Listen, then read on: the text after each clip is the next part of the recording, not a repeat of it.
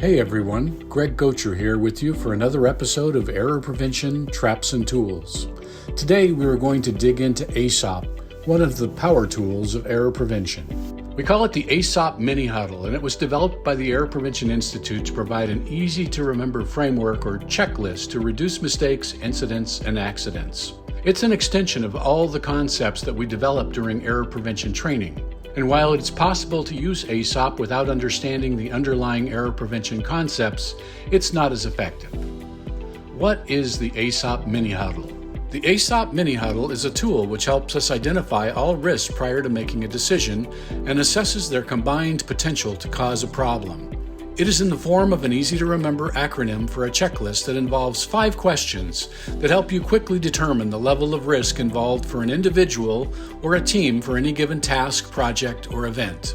What makes AESOP especially powerful is that the individual or team leader can adjust the questions asked to fit the particular situation being assessed.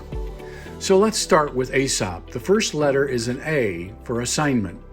Some of the questions we could ask about assignment are: is the assignment clearly stated? Is anyone not clear on what the assignment is? Do we have all the information we need about what we are supposed to do? Are there any risk factors with completing this assignment? The next AESOP letter is E for equipment. We want to assess all resources necessary to accomplish this assignment, including hardware, software, procedures, etc. Some of the questions we could ask about equipment are: what do we need to accomplish the task? Is it available? Is the equipment appropriate for the job?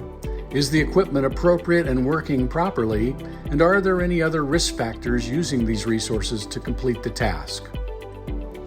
We'll skip over the S for now, as it's the last stop on our checklist. The next AESOP letter is O for obstacles. Some of the questions we ask about obstacles are: are there any obstacles to completing this task with the resources we have? Are there any other problems we haven't addressed? And the next AESOP letter is P for personnel.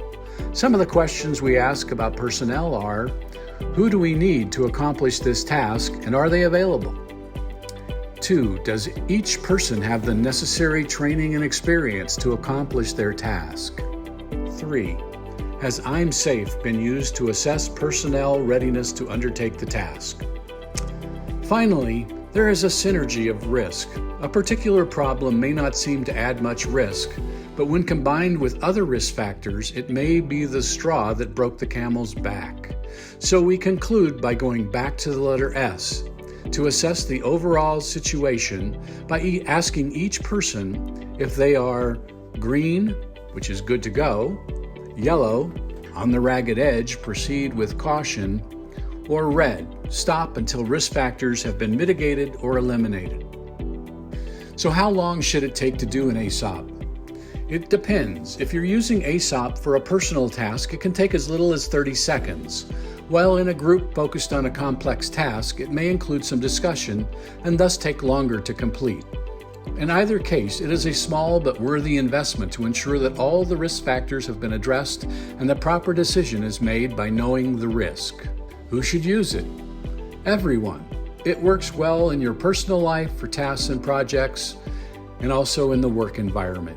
Many people have shared that taking that extra minute or two to do an AESOP helped them avoid serious mistakes and even saved lives.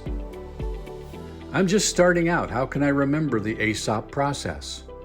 The Error Prevention Institute has developed a number of tools to help you remember the AESOP process.